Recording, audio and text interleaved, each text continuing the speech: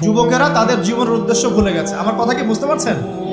আচ্ছা, এটা এক নাম্বার। দুই, মাদক। মাদক, যুবকদের সামনে মাদকের সহজলভ্যতা। চাইলেই হাত বাড়ালেই মাদক, হাত বাড়ালেই ইয়াবা, হাত বাড়ালেই ফেন্সিডিল, হাত বাড়ালেই হেরোইন, তাই না? কথা ঠিক না ঠিক? যদি কেউ চায় যে আমি আজকে রাত্রে মাদক খাবো, সে পারবে, হাত বাড়ালেই পারবে। এখনকার সমাজ এমন, যদি কেউ চায় যে আজকের রাত্রে আমি পতিতালয় গিয়ে রাত কাটাবো, সে পারবে।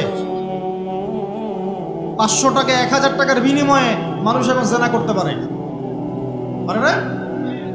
5 টাকা 10 টাকা 50 100 টাকা দিয়ে মানুষ এখন ইয়াবা কিনে খেতে পারে। আর যারা সীমান্তবর্তী অঞ্চলে আছেন তারা আরো ভালো জানেন আমার কথা কতটুকু সত্য কতটুকু মিথ্যা। যুবকদের সামনে মাদক এমনি এমনি দেওয়া হয় নাই। উদ্দেশ্য কি? তোমার দ্বারা ইসলামের বিজয় সম্ভব ছিল। মাদক সেবন করায় তোমাকে সরায় দিয়েছে ওই রাস্তা থেকে। কথা বুঝতে পারছো? খুব সতর্ক। 3 নাম্বার, জুয়া। জুয়া তোমার সামনে জুয়া দিয়ে দিয়েছে। জুয়া, ফুটবল বিশ্বকাপ হইলে জুয়া, IPL হইলে জুয়া, BPL হইলে জুয়া, ফুটবল ফিফা হইলে জুয়া। জুয়া খেলে না মানুষ। আর যে যুব সমাজ তাদের জীবনের উদ্দেশ্য জানে না, তাদের পক্ষেই সম্ভব এইসব মেসি, আর্জেন্টিনা, ব্রাজিল এইসব নিয়ে ব্যস্ত থাকে। যারা নিজেদের জীবনের উদ্দেশ্য জানে তাদের জন্য কোশ্চিনকালেও এখানে সময় নষ্ট করা সম্ভব না। দুনিয়ার জীবনটা কি খেলতামাশা? দুনিয়ার জীবনটা কি খেলতামাশার জন্য? আল্লাহ পাক যে হায়াতটা দিয়েছেন, ধরেন 50, 60 বা 100 বছর, এই হায়াতটা কে দিয়েছেন? এই সময়টার মালিক কে? তাহলে আল্লাহ যদি সময়ের মালিক হয়, আমি কেন সময় 1 ঘন্টা অপচয় করবো ওখানে বসে বসে? এই সময়টাকে আমার নাকি? সময়টা আমার বাপের নাকি? সময়টা কার? আল্লাহ। আল্লাহর দেওয়ার সময় আমি টিভি সেটের সামনে বসে বসে 1.5 ঘন্টা নষ্ট করে ফেললাম। খেললো 2টা দল আর তালি বাজাচ্ছে আমি, মাশাআল্লাহ। কালকে দেখলাম কক্সবাজার থেকে আসার সময় রাস্তা ব্লক, পুরা একটা দল জিতেছে, পুরো রাস্তা ব্লক, হাঁটা যাচ্ছে না, মিছিল, পাগলের মতো মানুষ মোটরসাইকেলে ছুটছে, গাড়ি নিয়ে ছুটছে, সিগারেট খাচ্ছে, আরো যে কি কি খাচ্ছে, মেয়ে নিয়ে ঘুরছে আর একটা পতাকা নিয়ে ঘুরছে। যে দেশের পতাকা নিয়ে ঘুরছে ওই দেশ জানেও না মনে হয় যে এই দেশে এই আমার সাপোর্টার আছে। হ্যাঁ, আর খেয়াল করে দেখবেন এই আয়োজনগুলো এখন করানো হচ্ছে মুসলিম দেশগুলোকে দিয়ে। মানে মুসলমানদের অবস্থা দেখলে এখন মনে হচ্ছে সুবহানাল্লাহ, যে হারাম একটা কাজকে জায়েজ করার যে কত তরিকা বের হয়েছে এখন। একটা মুসলিম কান্ট্রি জিতেছে, মানে ভাবখানা এমন যে এই জেতার ফলে আমরা ইসলামী খেলাফত কায়েম করে ফেলেছি। ভাবখানা এমন যে কুফফারদের সাথে মনে হয় যুদ্ধ জিহাদ করে বিশ্বের বুকে ইসলাম কায়েম করে ফেলেছে। ভাবখানা এমন। এই স্টেডিয়ামগুলো করতে কত কোটি বিলিয়ন বিলিয়ন ডলার খরচ করতে হয়েছে। কত শ্রমিক যে এই স্টেডিয়ামগুলো বানাতে মারা গেছে তোমরা জানোই না। কি হচ্ছে এখানে? পশ্চিমারা আসছে, এনজয় করছে, খেলাধুলা হচ্ছে। বিষয়টা কি জানেন? আমাদেরকে এই খেলাধুলার অহেতুক কাজে ব্যস্ত করে দিয়ে ওরা ওদের এজেন্ডা বাস্তবায়ন করছে। দেখবেন যখন যখন রমজান মাস আসে তখন তখন দেখবেন মুসলিম কান্ট্রির উপর নির্যাতন বাড়ে। যখন যখন বড় বড় ইভেন্ট হয়, ওয়ার্ল্ড কাপ, এইটা সেটা, দেখবেন ভিতরে ভিতরে মুসলিম কান্ট্রির উপর নির্যাতন বাড়তে থাকে। মানুষ একদিকে তাকায় থাকে আর একদিকে উদ্দেশ্য সাধন করতে থাকে। বুঝাচ্ছি বিষয়টা। আপনার 5টা বাচ্চা আছে মনে করেন, খুব জ্বালায়, কান্নাকাটি করে, হইচই করে। আপনি মোবাইল ফোনটা বের করে দিয়ে বলেছেন, বাবা বস, তোরা 5 জন মিলে একটা কার্টুন দেখ, আমি একটু কাজটা করি। দিয়ে দিলেন, ও কার্টুন দেখছে চুপচাপ, কেউ কোনো ডিস্টার্ব নাই। আর বুঝতে পারছেন? আর এই যে বাচ্চাগুলো কার্টুন দেখছে না, এগুলো হচ্ছে আমরা এখন। আর ওই যে কাজ করছে বা এটা হচ্ছে ওরা, পশ্চিমারা। আমার কথা কি বুঝতে পারেন? আচ্ছা, আমি সহজ করার চেষ্টা করছি। প্রিয় যুবক ভাইরা, মেয়ে তো উন্মুক্ত করে দিয়েছেই, মাদক তো দিয়েছেই, জুয়া দিয়েছে, অহেতুক এসব খেলতামাশা দিয়েছে তোমার সামনে, তোমার সময় কেড়ে নেওয়ার জন্য, তোমার হায়াত কেড়ে নেওয়ার জন্য। তোমার মূল্যবান হায়াত, যে হায়াতটাকে তুমি আল্লাহর পথে দাওয়াতের কাজে ব্যয় করবা, দিন চর্চার কাজে ব্যয় করবা, আল্লাহর ইবাদতের কাজে ব্যয় করবা, আমর বিল মারুফ নাহি আনিল মুনকারের কাজ করবা, এই সময়টা ওরা কেড়ে নিয়েছে তোমার কাছ থেকে। বুঝতে পারছো না তুমি? আবার নেশা দিয়ে তোমার ভিতরটা নষ্ট করে ফেলেছে, জেনা দিয়ে তোমার অন্তরের নূর নষ্ট করে দিয়েছে, ফ্রি মিক্সিং দিয়ে জেনা এবং তোমার যে পবিত্রতা, চারিত্রিক পবিত্রতা নষ্ট করে দিয়েছে। আরও দিয়েছে পর্নোগ্রাফি। বেশিরভাগ যুব সমাজ এখন বাসায় গিয়ে রাতের বেলা পর্ন দেখে। দেখা যায় সারাদিন ভালো কাজ করে, বাসায় গিয়ে রাতের বেলা পর্ন দেখে। পর্নোগ্রাফি দেখে না বা দেখে নাই কখনো এমন একটা ছেলে খুঁজে পাওয়া যাবে না। আর যখন আপনি এগুলোতে অভ্যস্ত হয়ে যাবেন তখন শরীর খারাপ হয়ে যাবে, মন ভালো থাকবে না, আপনি একাকী গোপন পাপ করবেন, শরীর দুর্বল হয়ে পড়বে। একটা মেয়ের দিকে আপনি সম্মানের চোখে তাকাতে পারবেন না, মনে হবে মেয়ে মানেই মনে হয় ভোগের বস্তু। পর্ণে আসক্ত যারা, তারা কোনো কাজে শান্তি পায় না, অস্থির। এমনকি তারা যদি বিয়ে শাদীও করে তবু বৈবাহিক জীবনে সুখী হতে পারে না। কেন জানেন? নিজের শক্তি ক্ষমতাগুলো আগেই নষ্ট করে ফেলেছে। এবং অনেকগুলো মেয়ে যখন আপনি দেখবেন নগ্ন, তখন আপনার স্ত্রীকে আপনার কাছে সুন্দর মনে হবে না, মনে হবে এই মেয়ের চেয়ে মনে হয় ওই মেয়েটা সুন্দর, এর চেয়ে মনে হয় ওইটা সুন্দর। আর মেয়ের প্রতি সম্মান তো থাকবেই না, মেয়েকে মনে হবে একটা ভোগের বস্তু। যত বেশি পর্নোগ্রাফি বেড়েছে তত ধর্ষণ বেড়েছে, দেখেছেন? পর্ন যত বেড়েছে ধর্ষণ তত বেড়েছে। এমনকি ছোট ছোট বাচ্চারা পর্যন্ত রেহাই পাচ্ছে না, দেখেন না? ছোট ছোট বাচ্চা, 5 বছর 10 বছরের বাচ্চারা, মেয়ে বাচ্চাদের কথা বলছি, এদেরকেও ধর্ষণ করা হচ্ছে। যাদের ঘরে কন্যা সন্তান আছে তারা খুবই এখন বিপর্যয়ের মধ্যে আছেন আমরা। কারণ সমাজটা তো নষ্ট হয়ে যাচ্ছে। আপনার মেয়েকে কতদিন ঘরে রাখবেন? বাইরে তো পাঠাতেই হবে। বাইরে পাঠালে দেখবেন মেয়ের সম্মান নাই, পর্দা নাই, মেয়েকে জোর করে ধর্ষণ করা হচ্ছে। বাসে, ট্রেনে, অটোতে, অমুকে তমুকে, ট্রাকে মেয়েকে ধর্ষণ করা হচ্ছে। আর প্রত্যেক ধর্ষকের তো আর ইসলামিকভাবে বিচার হচ্ছে না, হচ্ছে? যদি একটা এলাকায় ধর্ষণ হতো আর ধর্ষককে জনসমক্ষে ডেকে ফাঁসি দেওয়া হতো না, তাহলে দেখতেন যে ওই এলাকায় ধর্ষণ বাড়তো না, কমে যেত। যদি একটা এলাকার চোরদেরকে জনসমক্ষে নিয়ে এসে হাত কেটে ফেলা হতো, তাহলে বুঝতেন চুরি কাকে বলে। ভয়ে চুরি করতে পারতো না মানুষ। আর ভাগ্য ভালো যে এই নিয়মগুলো এখন নাই। কেন ভাগ্য ভালো বললাম? ভাগ্য ভালো কেন বললাম? কারণ এই নিয়ম যদি এই মুহূর্তে চালু করা হয়, এই মুহূর্তে যে এখন এই সেকেন্ডের মধ্যে চালু করা হয়, তাহলে অনেক বড় বড় রাঘব বোয়াল যারা আছে ওদের হাত থাকবে না। বুঝতে পারছেন না? কেউ চুরি করে সিসকা চোর বলি আমরা, না কি বলেন আপনারা? ছিচকা চোর বলেন। কেউ আছে চুরি করে, পুকুর চুরি করে। সিসকা চোরকে ধরতে পারলে রাস্তাঘাটে কি মাইটটা দেওয়া হয়, তাই না? মনে হয় যে নিজের শক্তি খাটানোর একটাই জায়গা চোর পিটানো। মসজিদে যদি একটা চোর ধরা পড়ে, কি মাইটটা মারে, খুঁটির সাথে বেঁধে একদম জুতা স্যান্ডেল দিয়ে। আর সামনে যে পুকুর চুরি করে বসে আছে, কিছুই করতে পারতেছে। কথা মিথ্যা কথা বলছে? যদি একটা মুসলিম রাষ্ট্রের মধ্যে দুর্নীতি না থাকতো না, মুসলিম রাষ্ট্র বিশ্বকে নেতৃত্ব দিত ইনশাআল্লাহ। যদি কোনো মুসলিম রাষ্ট্রের মধ্যে দুর্নীতিটা না থাকতো না, তাহলে দেখতেন ওই রাষ্ট্র অবশ্যই বিশ্বকে নেতৃত্ব দিত ইনশাআল্লাহ। এমন অনেক অমুসলিম রাষ্ট্র আছে যেগুলো অমুসলিম হওয়া সত্ত্বেও ওদের মধ্যে কোনো দুর্নীতি নাই, জানেন?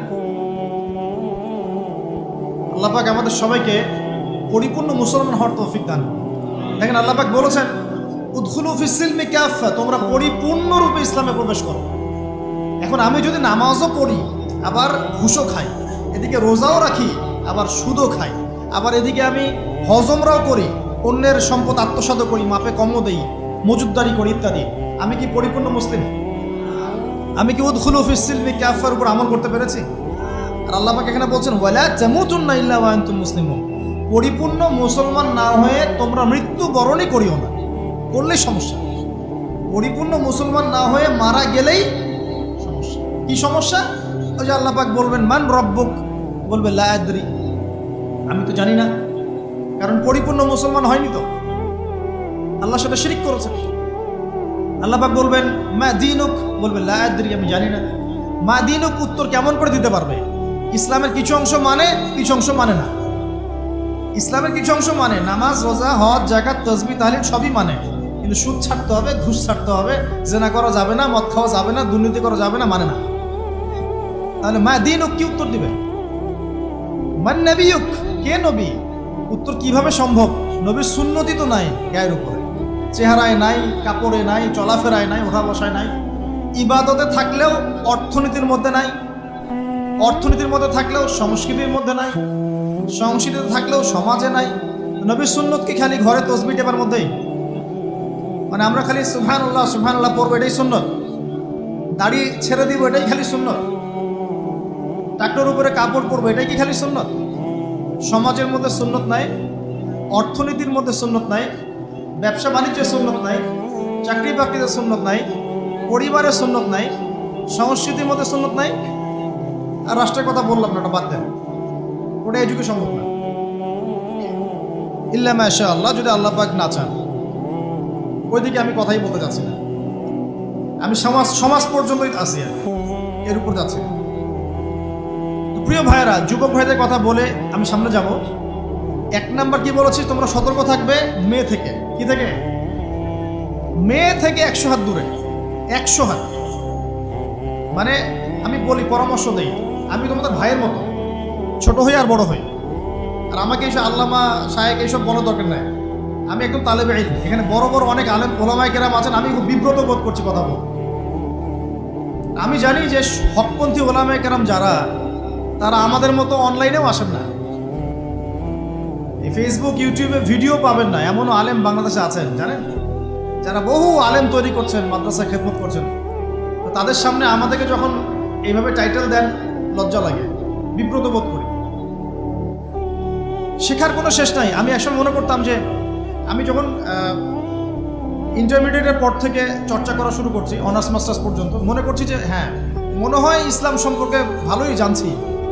তারপর যখন কওমি আলেমদের কাছে পড়তে শুরু করলাম, বলি এগুলো ভিতরের কথা, খোলামেলা বলি, গল্প করছি আপনাদের সাথে, রাগ করছেন নাকি? তখন বুঝলাম যে বিগত 5-7 বছরে তো আমি কিছু পড়াশোনা করছি বলে মনে হচ্ছে না। যেমন একটা হাদিস শো করে বললাম যে ওস্তাদ, এই যে আল্লাহ রাসূল সাল্লাল্লাহু আলাইহি ওয়াসাল্লাম বলেছেন যে একজন মুমিন ব্যক্তি আর একজন মুমিন ব্যক্তির আয়না স্বরূপ। কি স্বরূপ? আয়না স্বরূপ। তো আমি যদি অনলাইনে কোনো ভাইয়ের ভুল ধরিয়ে দেই সমালোচনার মাধ্যমে, তাহলে কি আমি হাদিসের উপর আমল করলাম না?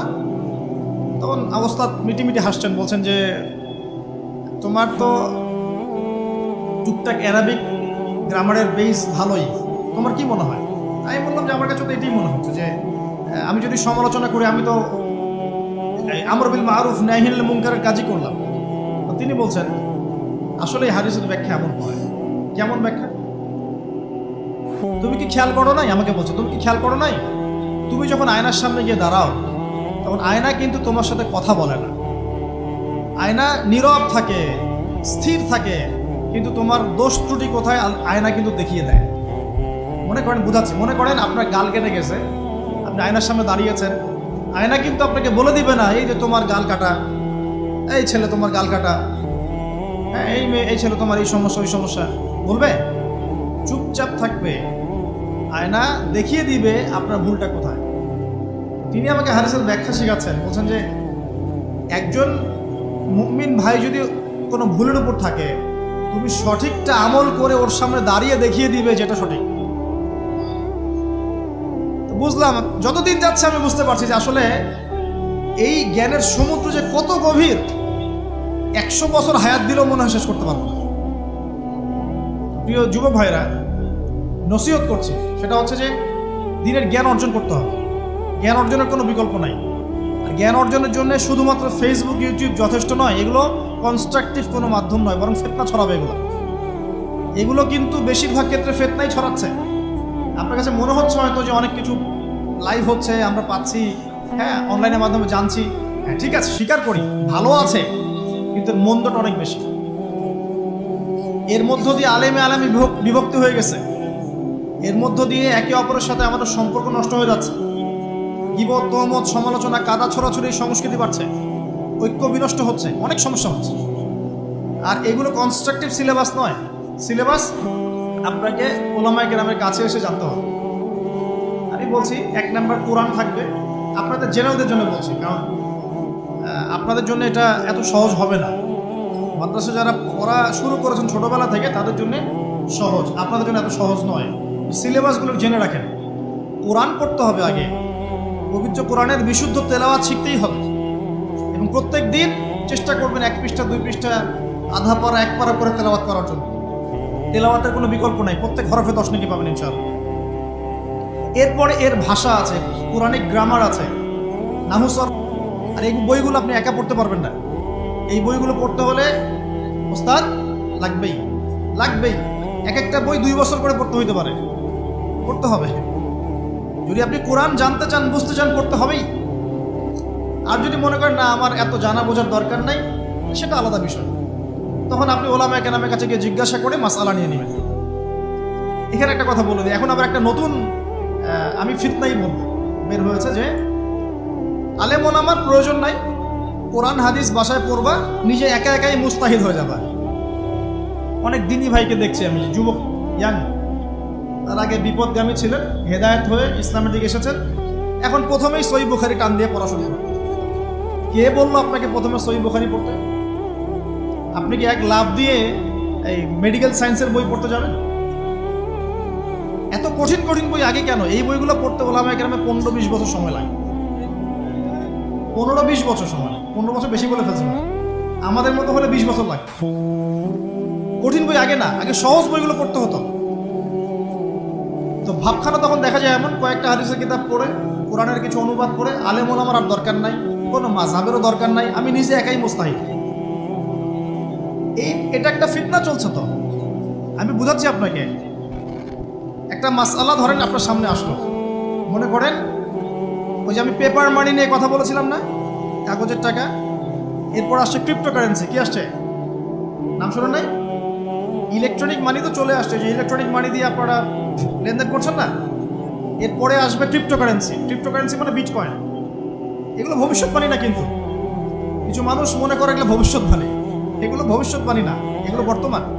অলরেডি পৃথিবীর কিছু কিছু দেশে চলে আসছে, হয়তোবা এদেশেও অচিরে আসবে।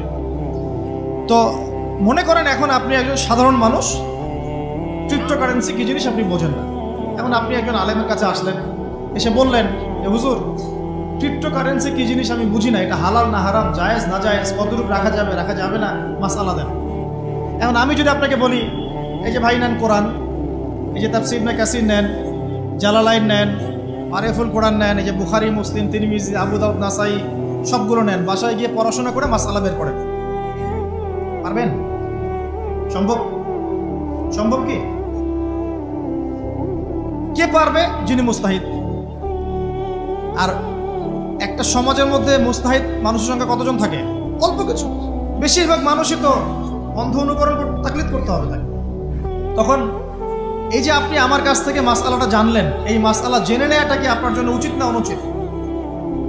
আপনার এই মাসআলা জেনে নেওয়াটা কি উচিত না অনুচিত? এই মাসআলা আমার কাছে বা আলেমের কাছে না জানলে কিভাবে শিখবেন আপনি? শেখার জন্য আপনাকে আসতে হবে না? এটাই মাযহাব, এটাই মাযহাব। এখানে বিভ্রান্তির কোনো সুযোগ নাই যে আমি এগুলা মানি না, আমি খালি বইপত্র একা একা পড়বো, আলেম হয়ে যাবে, সম্ভব না।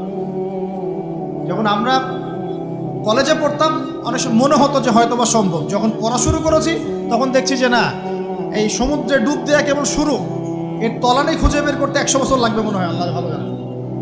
আল্লাহু আকবার। দিনের জ্ঞান অত বেশি। আলী রাদিয়াল্লাহু আনহু একটা কথা বলে দিয়ে সামনে যাচ্ছি।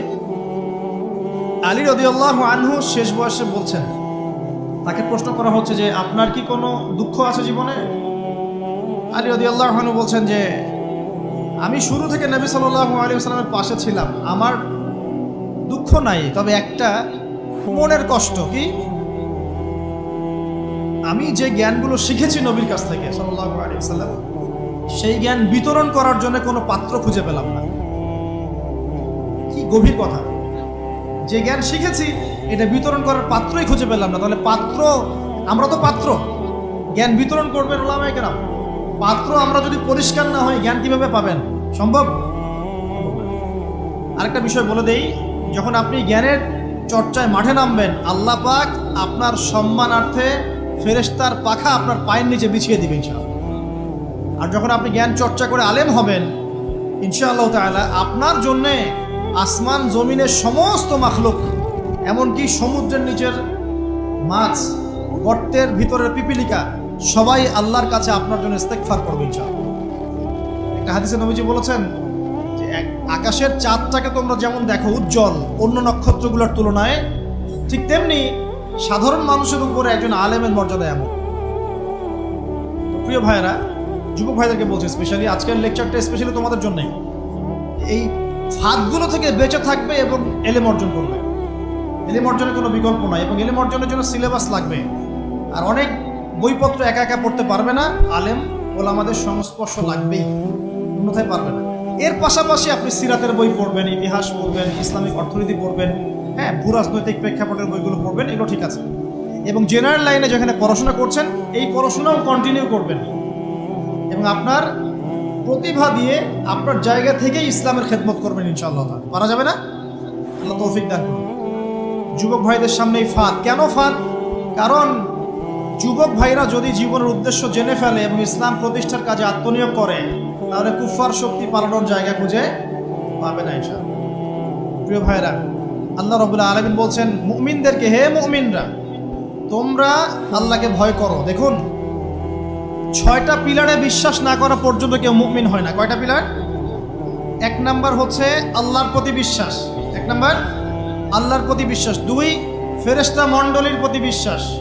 3 আসমানি কিতাব সমূহে বিশ্বাস। 4 নবী রাসূলগণের প্রতি বিশ্বাস। 5 পরকালের প্রতি বিশ্বাস। এবং 6 তাকদীরের ভালো মন্দের প্রতি বিশ্বাস। এই 6টা পিলারকে মনে বিশ্বাস করতে হয়, মুখে স্বীকৃতি দেওয়া লাগে এবং কাজেও বাস্তবায়ন করতে হয়, তারপর আপনি মুমিন হবেন ইনশাআল্লাহ। আল্লাহ পাক বলছেন আমাদেরকে, এই মুমিনদেরকে, তোমরা আল্লাহকে ভয় করো, ভয় করার মতো ভয় করো। এটার ব্যাখ্যা কি? ভয় করা মানে কি? শুধু নেক আমল করা মানেই আল্লাহকে ভয় করা নয়। আল্লাহ পাকের যত নিষেধ আছে এই নিষেধগুলো ছেড়ে দেওয়ার নাম হলো আল্লাহকে ভয় করা। যদি আমি নামাজ পড়ি, প্রমাণিত হবে না যে আমি আল্লাহকে ভয় করি। হারাম ছেড়ে নামাজ পড়েন, হালাল খেয়ে নামাজ পড়েন, প্রমাণ হবে আপনি আল্লাহকে ভয় করেন। নামাজ পড়াটা একটু সহজ কাজ, কিন্তু এই হারাম রিজিক ছেড়ে দেয় এত সহজ কাজ নয়। রোজা রাখা সহজ কাজ তুলনামূলক, কিন্তু সুদ ঘুষ ছেড়ে দেওয়া এত সহজ কাজ নয়। তাসবিহ তাহলিল করা সহজ কাজ, কোরআন তেলাওয়াত করাও সহজ কাজ তুলনামূলক, কিন্তু ওই বোনের সম্পত্তি তাকে ফিরিয়ে দেওয়া এত সহজ নয়। অন্য মুসলিম ভাইয়ের মান সম্মান রক্ষা করা তো সহজ নয়। পরিবারে পর্দা এবং নামাজ কায়েম করা তো সহজ নয়। এবং এই সুদ ঘুষ দুর্নীতি অন্যের সম্পদ আত্মসাৎ থেকে বের হয়ে আসা এত সহজ নয়। তাকওয়া মানে কি? পরিপূর্ণরূপে ইসলামে প্রবেশ করা, আল্লাহ পাকের যাবতীয় হুকুম আহকাম মেনে চলা, আদেশও এবং নিষেধ। আল্লাহ পাক বলেছেন শেষে, ওয়ালা তামুতুন্না ইল্লা ওয়া আনতুম মুসলিমুন। একজন নবীর কথা খালি বলবো, বিশৃঙ্খলা করে না, একটু ধৈর্যের সাথে বসেন। আমরা খুব লম্বা আলোচনা করবো না, একটু বসেন, শেষ করে দিচ্ছি আস্তে আস্তে।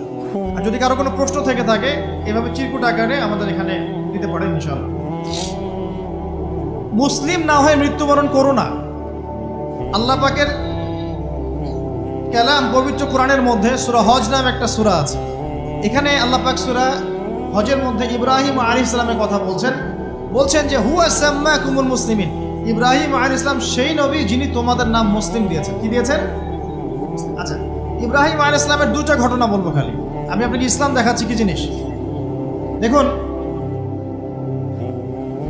তার স্ত্রীকে আল্লাহ পাক বলছেন রেখে আসো, হাজেরা আলাইহিস সালামকে রেখে আসো মক্কার কাবা ঘরের কাছে, যেখানে কোনো মানুষ নাই, কোনো খাবার পানি কিচ্ছু নাই, সাথে ছোট সন্তান ইসমাইল। দেখেন, রেখে আসার সময় কিন্তু ইব্রাহিম আলাইহিস সালাম আল্লাহকে বলেন নাই যে আল্লাহ আমি আমার স্ত্রী সন্তানকে ওখানে কেন রেখে আসবো, এর পিছনে যুক্তি কি, এর পিছনে বিজ্ঞান কি, এর পিছনে দর্শন কি জিজ্ঞাসা করেছিলেন?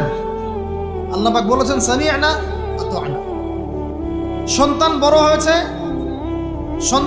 হয়েছে, আল্লাহ পাক বলছেন তাকে জবাই করতে হবে। তিনি সন্তানকে গিয়ে বলছেন ইয়া বুনাইয়া ইন্নী আরা ফিল মানামি আন্নী আসবাহুক, আমি স্বপ্নে দেখছি তোমাকে জবাই করছি, ফানজুর মাযা তারা, তোমার কি রায় আমাকে বলো। সন্তান বলছে এবার ইয়া আবাতি, হে আমার আব্বা, ইফআল মা তু'মার, আপনাকে যে আদেশ করা হয়েছে সে আদেশ আপনি পালন করেন।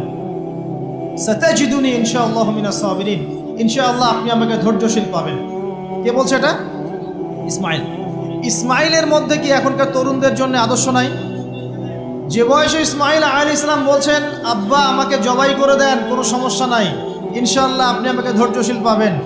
ওই বয়সের আমাদের তরুণ প্রজন্ম, টিকটক প্রজন্ম, ওই বয়সে আমাদের তরুণ প্রজন্ম কিশোর গ্যাংয়ে যোগ দিয়েছে, জেনা করেছে, মাদক খাচ্ছে, জুয়া খেলছে, এই যে জার্সি গায়ে দিয়ে ঘুরে বেড়াচ্ছে। দেখেন, এই ওয়াজে আসার সময় দেখলাম যে কিছু ছেলে দাঁড়িয়ে আছে ওখানে। কি হচ্ছে ওখানে দাঁড়ায়? বক্তা এখন আসে নাই, সিগারেটের প্যাকেট থেকে সিগারেট বের করে টান দিচ্ছে ওখানে। বক্তা তো এখন আসেন, টান টান দিয়ে যায়, তারপর বসে। মাদক বলতে কি বোঝো তোমরা? খালি গাঁজা, ইয়াবা, ফেন্সিডিলি মাদক? সিগারেটটা মাদক না? জর্দা খাই, এটা কি মাদক না? এগুলো মাদকের মধ্যে পড়ে। এগুলো ফ্যাশন হয়ে গেছে এখন। আল্লাহ পাক তোমাদেরকে এগুলো থেকে হেফাজত করুন। আমি দেখেন, ইসমাইল বলছেন, হে আমার আব্বা, আমাকে আপনি জবাই করে দেন যদি আল্লাহ আদেশ করে থাকেন, আমাকে ধৈর্যশীল পাবেন ইনশাআল্লাহ। মা বোনদের জন্য বলছে এখানে একটা কথা দেখুন, প্রিয় মা বোনরা ভালো করে শুনুন। দেখুন, ইসমাইল আলাইহিস সালামকে কিন্তু তার বাবা বড় করেন নাই। ইসমাইল আলাইহিস সালাম বড় হয়েছেন মক্কায় তার মায়ের কাছে, হাজরা আলাইহিস সালামের কাছে। আর ইব্রাহিম আলাইহিস সালাম থাকতেন সিরিয়ায়, শামে, তার আরেক স্ত্রী সারা আলাইহিস সালামের সাথে। তিনি যাওয়া আসা করতেন। আর তখনকার যাওয়া আসা এত সহজ ছিল না, তখন কোনো মোটর যান ছিল না। দেখুন, যেমন মা তেমন সন্তান। কেমন মা? হাজরা আলাইহিস সালামকে বলা হচ্ছে যে তোমাকে এখানে রেখে যেতে আল্লাহ আদেশ করেছেন। তো হাজরা আলাইহিস সালাম বলছেন, এখানে তো কোনো পানিও নাই, কোনো খাবারও নাই, আপনি এখানে আমাদেরকে একা ফেলে যাচ্ছেন। ইব্রাহিম আলাইহিস সালাম বলছেন, আল্লাহর আদেশ, কিছু করার নাই। এখন হাজরা আলাইহিস সালাম বলছেন, আচ্ছা যদি আল্লাহ আদেশ করে থাকেন তাহলে ইনশাআল্লাহ আল্লাহ আমাদের হেফাজত করবেন, আল্লাহর প্রতি আমি পূর্ণ তাওয়াক্কুল করলাম। কে বলছেন? হাজরা। এই হাজরা আলাইহিস সালামের দেখেন, এখানে তো কোনো খাবারই নাই, পানিও নাই, এক মশক পানি, একটু খাবার, দ্রুতই শেষ হয়ে গেল। শেষ হওয়ার পর তিনি ছোটাছুটি করছেন, suffer Marwa, suffer Marwa, suffer Marwa, কোথাও যদি একটু পানি পাওয়া যায়। কি তাওয়াক্কুল আল্লাহর প্রতি! ছোটাছুটি করছেন, বাচ্চা ইসমাইল কান্নাকাটি করছে। মায়ের এই ছোটাছুটি আল্লাহর কাছে এত পছন্দ হয়েছে, যতদিন হজ থাকবে এই হাজরা আলাইহিস সালামের স্মৃতির সাথে জড়িত এই সাই থাকবে। এবং এই ঘটনা আল্লাহর কাছে এত পছন্দ হয়ে গেল যে আল্লাহ পাক জিবরাইল আলাইহিস সালামকে পাঠিয়ে জামজাম কূপের পানি বের করে দিলেন, যেই কূপের পানি জীবনে কখনো শেষ হয় না, পানি খেলে খিদাও লাগে না। চিন্তা করে দেখেন, গ্যালন গ্যালন পানি যাচ্ছে, গ্যালনের পর গ্যালন জামজাম থেকে প্রত্যেক দিন। এমনকি মদিনায় গেলেও আপনি জামজামের পানি পাবেন, মসজিদে কুবায় গেলেও জামজামের পানি পাবেন। আর পৃথিবীর বিভিন্ন জায়গায় তো আমরা নিয়ে আসছি। শেষ হয়েছে? পানির স্তর 1 ইঞ্চি পর্যন্ত নিচে নেমেছে। দেখেন, আল্লাহর প্রতি যখন মানুষ পূর্ণ তাওয়াক্কুল করে তখন আল্লাহর মারিফত নেমে আসে। যখন মানুষ আল্লাহর প্রতি পূর্ণ তাওয়াক্কুল করে ফেলবে তখন আল্লাহ পাক আধ্যাত্মিকত্ব দিয়ে দিবেন। এটা কি বিজ্ঞান দিয়ে ব্যাখ্যা করা যায়? একজন ফেরেশতা আসলো, পাখা দিয়ে আঘাত করলো, মাটি থেকে ঝর্ণা বের হওয়া শুরু হলো। এখনকার বিজ্ঞান বিশ্বাস করবে? কোনো যুক্তি দর্শন বিশ্বাস করবে? এই যে মা, তাওয়াক্কুল কারিনী মা, তার গর্ভ থেকে জন্ম নিয়েছে ইসমাইলের মতো সন্তান, যে বলছে, আব্বা আমাকে জবাই করতে চাইলে করে দেন, কোনো সমস্যা নাই, আল্লাহর ইনশাআল্লাহ আপনি আমাকে ধৈর্যশীল পাবেন। এই জন্য বলি, আমাদের পরিবারের মায়েরা যদি হাজরা আলাইহিস সালামের মতো হতে না পারে তাহলে ইসমাইলের মতো প্রজন্ম তৈরি হবে না। অতএব প্রিয় মা ও বোনেরা, একটা নসিহত যথেষ্ট আপনাদের জন্য, যে নিজেরা হাজরা আলাইহিস সালামের মতো আল্লাহর প্রতি পূর্ণ তাওয়াক্কুল কারিনী হয়ে যান। নামাজ ছাড়িয়েন না। কোনো মহিলা যদি মাত্র 4টা কাজ করতে পারে, নবী সাল্লাল্লাহু আলাইহি ওয়াসাল্লাম বলেছেন জান্নাতে যাওয়ার জন্য সবগুলো দরজা খুলে দেওয়া হবে। 1 নাম্বার, কোনো মহিলা যদি 5 ওয়াক্ত নামাজ পড়ে, এখানে শুধু ফরজ নামাজের কথা বলা হচ্ছে, নফলের কথাও বলা হচ্ছে না। 2 নাম্বার, যদি একজন মহিলা রমজান মাসে সওম রাখে, ফরজ সওম, ফরজ রোজা, নফল রোজার কথাও বলা হচ্ছে না। 3 নাম্বার, যদি মহিলা, একজন নারী যদি তার সতীত্বকে হেফাজত করতে পারে, পর্দা মেনে চলতে পারে। এই পর্দা বলতে আমরা ডিজিটাল বোরখা বোঝাচ্ছি না। পোশাকটা এমন হবে না যে পোশাক পরেও গায়ের কাঠামো কতটুকু আটোসাটোটা বোঝা যায়, এই বোরখা চলবে না। বোরখা এমন হবে না, পোশাক এমন হবে না যে বাহির থেকে ভিতরের অঙ্গ দেখা যায়, এই বোরখা চলবে না। পোশাক এমন হবে না যে পোশাকটা পুরুষদের পোশাকের সাথে সাদৃশ্য আছে, গেঞ্জি টি শার্ট পরা যাবে না। পোশাকটা এমন হবে না যেই পোশাকটা অমুসলিমদের সংস্কৃতির সাথে বা ধর্মীয় কালচারের সাথে সাদৃশ্য আছে, এমন পোশাকও চলবে না। যদি কোনো নারী 3 নাম্বার তার লজ্জাস্থানের হেফাজত করতে পারে, মানে শরঈ পর্দা মেনটেন করতে পারে, আর পর্দা করে যদি কলেজে গিয়ে আর ইউনিভার্সিটিতে গিয়ে সহি প্রেমে লিপ্ত হন, তাহলেও পর্দা হবে না। কথা বোঝাতে পারছি না মনে হয়? পর্দা করেও যদি ইউনিভার্সিটিতে গিয়ে গ্রুপ স্টাডি করতে হয় গায়রে মাহরামের সাথে, এই পর্দাও চলবে না। পর্দা মানে পর্দা। পর্দা করে যে দুলা ভাইয়ের সাথে কুটুস কুটুস গল্প করা শুরু করেন, ইডিস পিডিস, চলবে না পর্দা। দেবর আর ভাবি, এখন দেখেন না, দেবর ভাবি, শালি দুলা ভাই, চাচাতো ভাই চাচাতো বোন, কোন জায়গায় সমাজ গিয়েছে জানেন? এমনও নিউজ বাংলাদেশে এসেছে, নাউজুবিল্লাহ বলতে বলতে রুজুতে বাঁধে, যে বাবা মেয়ের সাথে পর্যন্ত জেনা করে ফেলেছে। এই ঘটনা জানেন না? বাংলাদেশে একাধিক ঘটনা ঘটেছে। আস্তাগফিরুল্লাহ, ইন্না লিল্লাহি ওয়া ইন্না ইলাইহি রাজিউন। কোন যুগে আছেন চিন্তা করেন। কেউ কারো থেকে বাদ না, শিক্ষকের সাথে ছাত্রী, ছাত্রর সাথে শিক্ষিকা, বসের বস আর কলিগ, মহিলা কলিগ বস, মহিলা বস, পুরুষ কর্মচারী, হ্যাঁ অমুক কর্মকর্তা তমুক কর্মকর্তা। মাঝখানে একটা সিসিটিভির ফুটেজ ফাঁস হয়ে গেল, দেখলেন না কি হইল? মনে আছে? ভুলে গেছেন মনে হয়। একটা টাইটেল, একটি সিসি ক্যামেরা সারা জীবনের কান্না, মনে নাই? ভুলে গেছেন আপনারা? হ্যাঁ, এই যে মনে আছে। তো কে কার থেকে বাদ? ফুফাতো ভাই, চাচাতো বোন, হ্যাঁ খালাতো বোন, খালাতো ভাই, মানে কাজিন, দেবর ভাবি, শালাদুল্লাহ ভাই, শালিদুল্লাহ ভাই, সব দেখবেন জেনা করতেছে না? পরকিয়া তো নিত্যদিনের ব্যাপার। পরকিয়া না করলে এখন পেটের ভাতই হজম হয়। বাসায় একটা স্ত্রী আছে, বাইরে 3-4টা মেয়ের সাথে টাঙ্কি মেরে বেড়াবে, কোনো সমস্যা নেই। সমস্যা কোথায় বলি? সমস্যা হচ্ছে যদি আপনার স্ত্রী থাকে একজন নেককার বা সতীসাধী নারী থাকে, এবং তার পারমিশন নিয়ে যদি আপনি আরেকটা বিয়ে করতে যান, সমস্যা আছে। হালালভাবে বিয়ে করলে সমস্যা, বাইরে টাঙ্কি মেরে বেড়াবেন, কোনো সমস্যা নেই। বাসায় একটা স্বামী আছে, বাইরে আরো 2-4টা ছেলের সাথে ফোনে কথা বলে, কোনো সমস্যা নেই। আমরা এখন কি করি জানেন? আমরা জেনাকে প্রমোট করি, নগ্নতাকে প্রমোট করি, আর বিয়ে হালাল জিনিসগুলোকে আমরা ঢেকে দেই, বাধা দেই। বিয়ে করতে চান, দেখবেন বাধা পাবেন। জেনা করতে চান, বাধা পাবেন না। হ্যাঁ, বিশ্বাস করছেন না? বিয়ে করতে যে দেখেন খালি কত বাধা আসে, আর জেনা করতে চান, কোনো বাধা নেই। মদ খাইতে যান, কোনো বাধা নাই। লিগ্যাল কিছু পতিতালয় আছে আমাদের দেশে, লিগ্যাল, এবং তাদেরকে পতিতা বললেও মানুষ রাগ করে। এখন বলতে হবে যৌনকর্মী, সেক্স ওয়ার্কার। কেন? তাদের যদি এতই সম্মান দেওয়ার ইচ্ছা থাকে আমাদের, আমরা কি ওদেরকে হালাল কোনো কর্মসংস্থান দিয়ে এই পাপের পথ থেকে ফেরাতে পারি না? ঠুনকো আবেগ দেখাও মিয়া, বাইরে খালি কিছু টাকা পয়সা ইনভেস্ট করে একটা প্রজেক্ট হাতে নিয়ে এই মেয়েদেরকে, মহিলাদেরকে যদি একটা ভালো কর্মসংস্থানের ব্যবস্থা করে, ওরা কি জেনা করবে নাকি? ওরা টাকার জন্য করে, পেটের দায়ে করে। কোনো মেয়ে কি চায় নিজের ইজ্জত মানুষের কাছে বিক্রি করতে? কোনো মেয়ে চায় না। প্রিয় দিনী বোনেরা, পোশাক এই 4টা মূলনীতি মেনে চলবেন। পোশাক এমন হবে না, আটো-সাটো পোশাক চলবে না, পাতলা পোশাক চলবে না, বাইরে থেকে ভিতর দেখা যায়। পুরুষের পোশাক চলবে না, এবং অমুসলিমদের সাদৃশ্য আছে এমন পোশাক চলবে না। আপনি বাসায় কি পোশাক পরে থাকেন, আমরা এখানে তো কোনো রকম ইন্টারফেয়ার করতে যাচ্ছি না। বাইরে যদি গায়রে মাহরামদের সাথে বের হন, সামনে বের হন, তাহলে অবশ্যই আপনাকে এই পর্দা মেনটেন করেই আসতে হবে। এটা ইসলামিক লস। আল্লাহর আইন যদি আপনি না মানেন, আপনার কবর আপনার, আমার কবর আমার।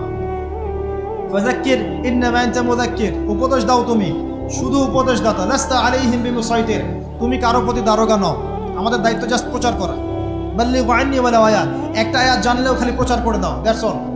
ফাযাক্কির ইন নাফাআতিদ যিকরা, তুমি উপদেশ দাও যদি উপদেশ কোনো কাজে আসে। প্রিয় ভাইয়েরা, বন্ধুদের কথা বলতে এখানে এসেছিলাম। একটা মেয়ে 4টা কাজ করলে জান্নাতে চলে যাবে ইনশাআল্লাহ। 5 ওয়াক্ত নামাজ, ফরজ নামাজ, 2 রমজান মাসের সওম, 3 নাম্বার লজ্জাস্থানের হেফাজত, আর 4 নাম্বার স্বামীর আনুগত্য। স্বামীর কি দেখেন, ফ্যামিনিস্ট মেয়েরা বলবে স্বামীর দাসত্ব। দাসত্ব আনুগত্য এক জিনিস নয়, মনে থাকবে। দাসত্ব আনুগত্য এক জিনিস নয়। আনুগত্য মানে কি? আনুগত্য মানে আপনার স্বামী আপনাকে কোরআন সুন্নাহ মতো চালানোর চেষ্টা করছে, আপনি এটা ফলো করবেন, আনুগত্য। আর আপনার স্বামী যদি আপনাকে কোরআন সুন্নাহর বাইরে যদি বলে যে আসো, অফিসের কলিগরা আসছে, আমার টেবিলে খাবার পরিবেশন করো, যাবেন না, আপনি আনুগত্য করবেন না। আপনার স্বামী বলছে যে সুন্দর করে সাজুগুজু করো, তো আজকে ঘুরে আসি সাজেক, ঠিক আছে, বাইকের পিছনে বসে আপনাকে নিয়ে যেতে চাচ্ছে, আপনি যাবেন না, বলবেন যে এরকম সাজুগুজু করে গায়রে মাহরামদের সামনে যাওয়া জায়েজ নাই। আনুগত্য কি? কোরআন সুন্নাহ সমর্থিত কাজে আপনি স্বামীকে ফলো করবেন, আনুগত্য। স্বামী যদি এমন কোন আদেশ করে যে আদেশটা কোরআন সুন্নাহর বাইরে যায়, আপনি এখানে কোনো আনুগত্য নাই। একটা হাদিস আছে, লা তাআতা লি মাখলুক ফি মা'সিয়াতিল খালিক, মানে স্রষ্টার অবাধ্যতায় সৃষ্টির কোনো আনুগত্য নাই। আল্লাহর অবাধ্যতায় সৃষ্টির কোনো আনুগত্য নাই। প্রিয় ভাইরা, একটা আয়াত আমাদের জন্য যথেষ্ট হবে ইনশাআল্লাহ। মুমিন আমরা মুমিন না? আল্লাহ বিশ্বাস করি কি না? ফেরেশতায় বিশ্বাস করি না? নবী রাসূল আসমানি কিতাবে, পরকাল, তাকদীরে বিশ্বাস করি তো? আমরা সবাই ইসলামের বিজয় চাই কি না? আমরা সবাই পরিপূর্ণ মুসলমান হতে চাই কি না?